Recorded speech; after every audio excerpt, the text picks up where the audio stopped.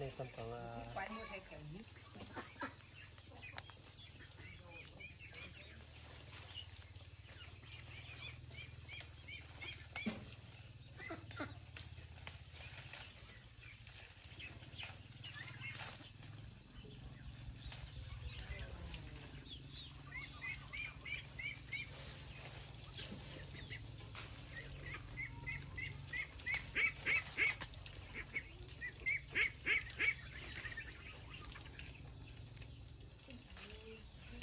chết đi.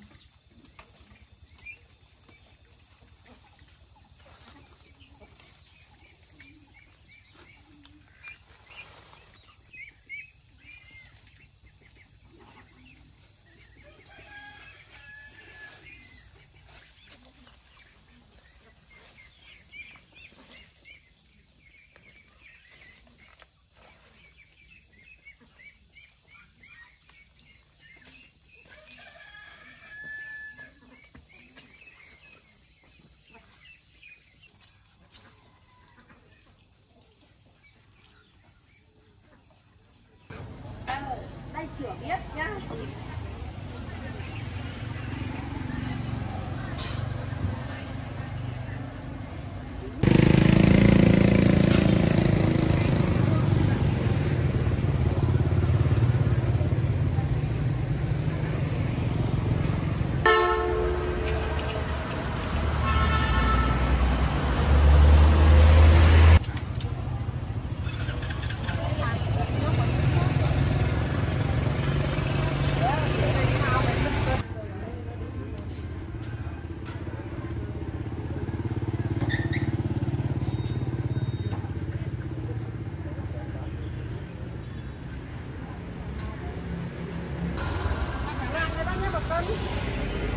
Lạc không bán nữa rồi chị ơi, có người lấy hết rồi à? Em lười hót vào rồi.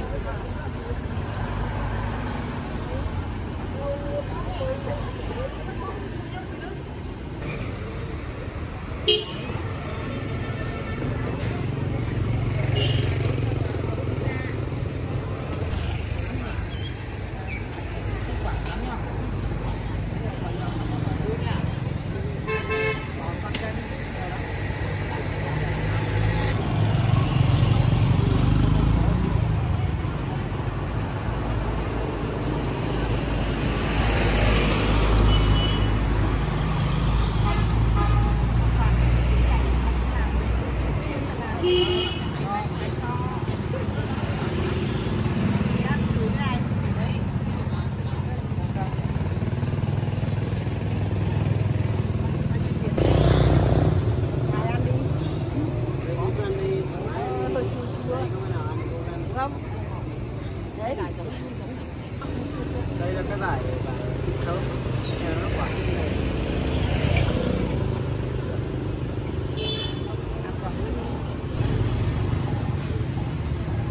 Nhưng mà bánh mét là bao nhiêu?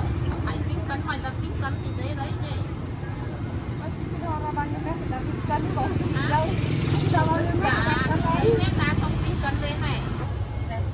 Lấy đi 1 mét nữa để 21 mét, đây là 1 mét này con đường.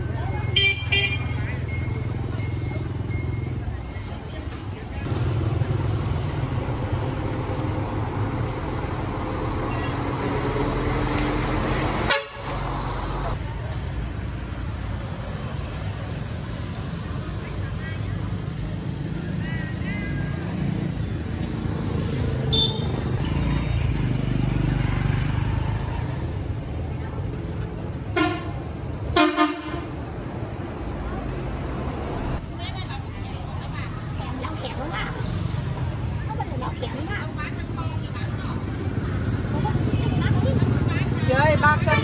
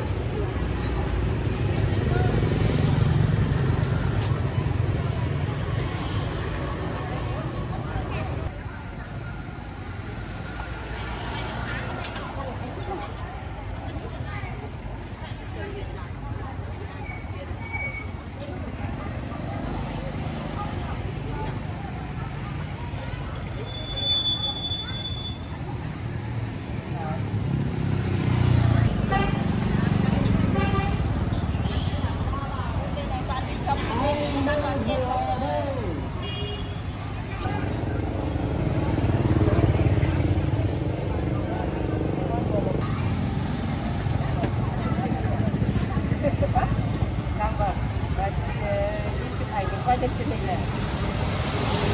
Rất lâu rồi.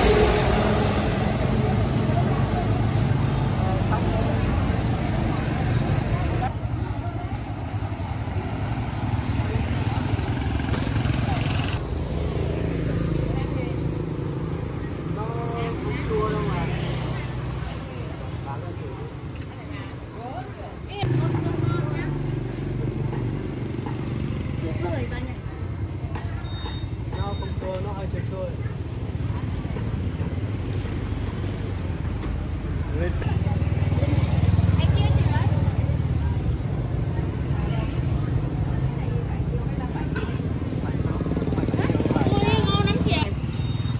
Và nhà Nhà đó này. có 5 con. Đường không 10.000 là 12.000. 12.000 mà.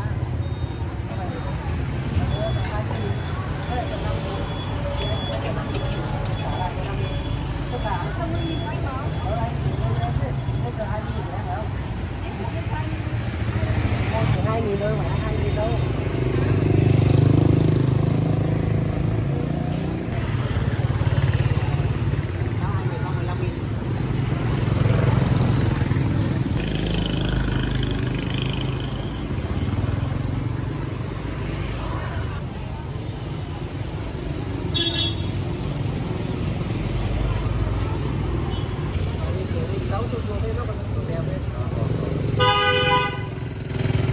Đua đúng không?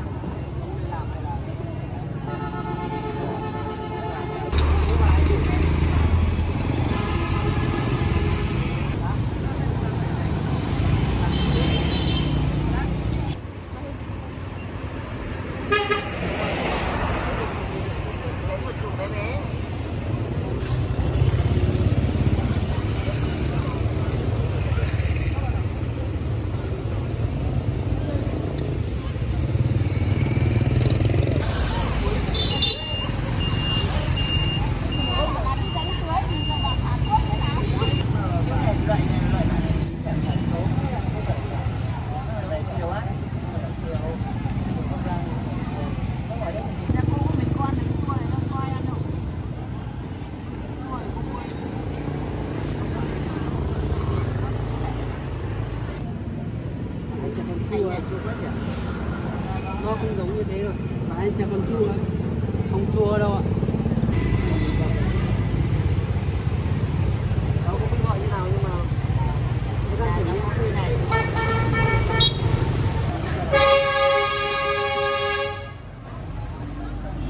Ở đâu bán này?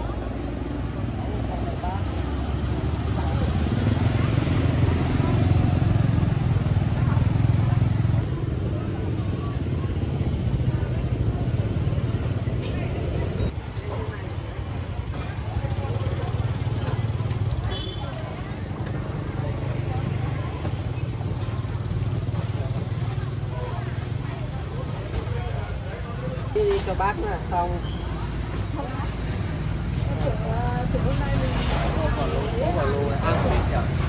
Đeo thế này đúng như kiểu bọn Tây Nguyên luôn, đeo cả thứ là đúng chuẩn bài luôn. Ngoài đi anh mua được đấy. Ngoài đi anh mua được đấy. Còn mua bao tiền đấy? Đúng đấy. 200 này, cả ship 280 290 gì đấy nhỉ? Có ở trên bên kia 2 cô gửi nhá. Có rồi.